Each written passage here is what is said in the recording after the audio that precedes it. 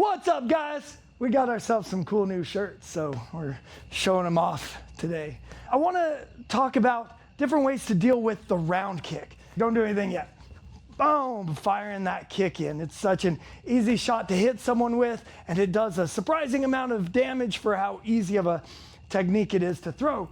So that's one of the first things I like to teach people is how do you deal with that kick? And this is also a great way to introduce what I call the hierarchy of defenses. At the base level of defense, it's replacing one target for another.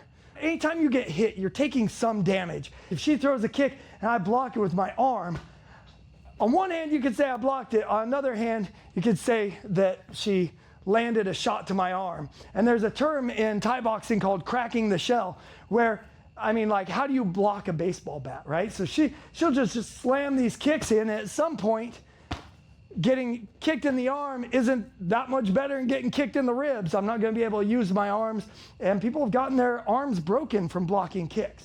So every block is still essentially you're taking damage. You're just hopefully taking a place that can handle it more. So on the leg, there is a nerve that runs right down kind of where the seam of the pants is, or where it says rev gear here. And that part, with new people, I always do what I call the love taps, and it's a part of initiation. They have to let me just touch twice. And I don't wear shin guards, but I just go about this hard. I'll just do one. But I just go bump like that. And just two of those with no shin guards that hard, people, oh my gosh. So you don't want to get kicked in that nerve. You can handle a lot more damage on the front of the thigh. So if I throw this kick, what she can do if she doesn't have time for anything else, she just turns her foot out. We just call it a thigh block. She just turns her foot out and she puts weight on it, just like that. That makes your muscle strong. It tenses it up so it can handle more. Okay, so whap, good. Maybe you're getting ready to block what you think is a body kick and you misjudge, and so it's like, oh crap. Or maybe you're dealing with somebody that just has really fast kicks like her, and so you're just trying to rely on that all the time. So that's the bottom of the barrel. You're taking all the damage. Now you can share the damage by doing a shin block. So she lifts her leg up and points her shin out. Good, go ahead and point that out a little more for me. Boom, just like that.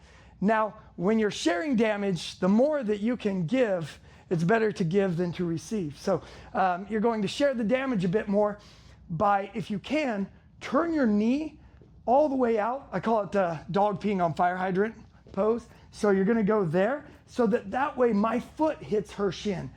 Whop, good. Can you go even further out? Boom. Go ahead and kick me.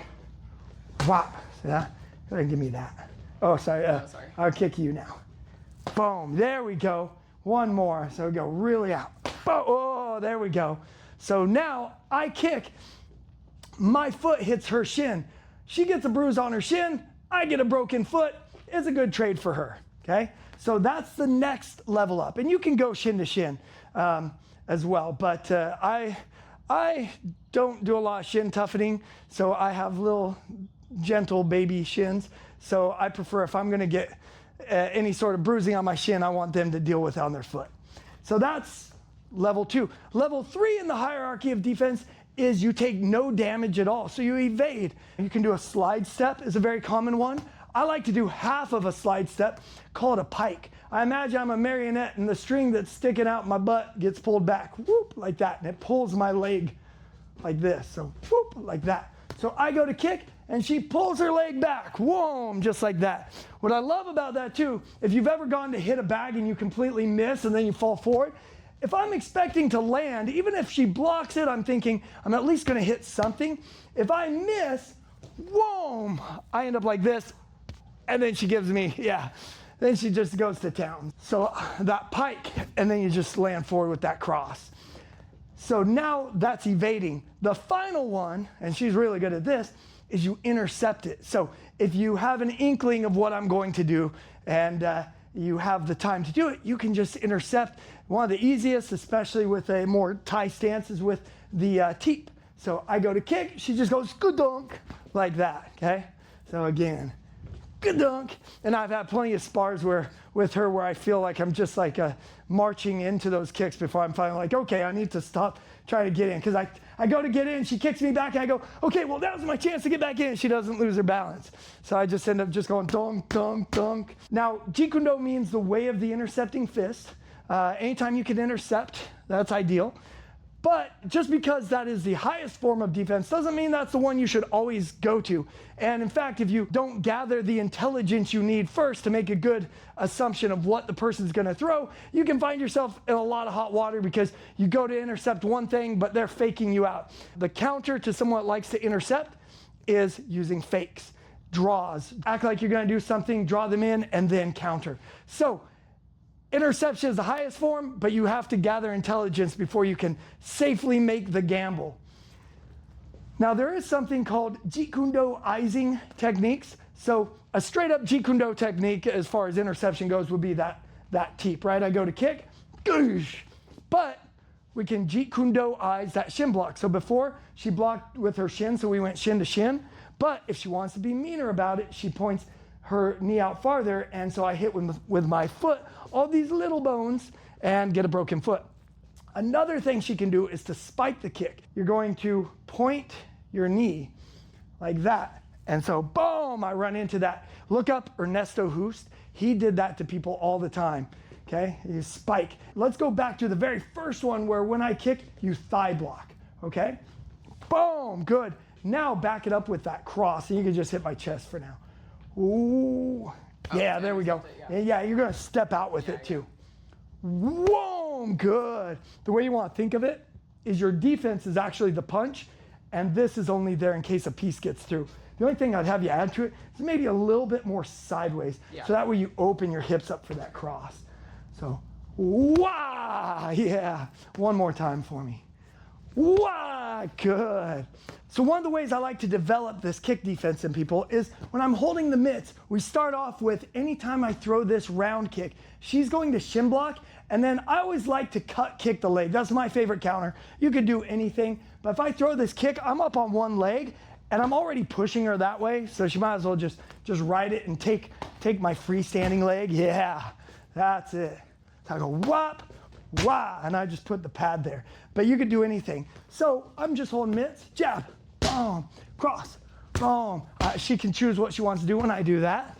Good. Jab, jab, cross, hook. I was gonna call out an elbow, but we did so many elbows. I'm seeing, yeah, I'll be nice on the elbows. Rear kick, boom, good. Whop, wah, yes. Jab, cross, good. Way, ah, good. Jab, hook, cross, ah, ah, good. Cross, hook, cross. Way, good. And then as we go, now I want her to have more options. So you can do whatever you want, and I trust her not to kill me because she's got great control. So she can thigh block, and if she wants to even land that cross as she does, boom. She can do the shin block to cut kick, boom. If she decides to throw something else, that's fine. I'll just trust that she won't kill me. She can pike. If you pike, go ahead and cross there, yeah. And then she can always intercept. Wow, good. So I'm gonna throw this kick at you, and whenever I do, feel free to do whatever you want with it. Jab, cross. And of course, it'll be super easy because we're on camera. Jab, hook, cross. Good. Boom, yeah. Good. Jab, double jab, cross.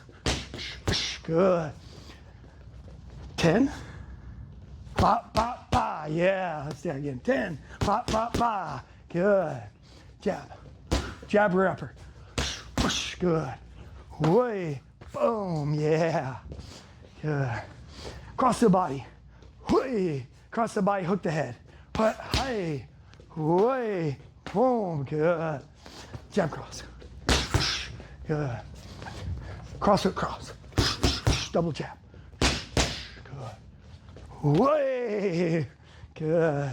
We'll go for a couple more. Jab. Cross. Shovel hook, head hook. Ha, ha. Yeah, sorry. 8. Ha, ha, ha. There we go. Wah, wah. Good. Jab. Let's go 7. Yeah. Let's go 8. Ha, ha, ha, good. Good, we'll stop there. Awesome, boom. So that's an easy way to start to work these. Another way you could do that same drill is instead of you throwing 1 kick and she can do any of the options she wants, you can do where you throw 2 kicks. Usually for me, I like to make them a little bit easier to read. I don't like to throw like rear round and rear teep because they look very much the same, but I might go lead teep and rear round. So I might give her this, boom, and this. And then, so now she plays with those defenses, but we won't do that. This video is getting too long. Anyway, guys, any thoughts before? No. Cool. Bye.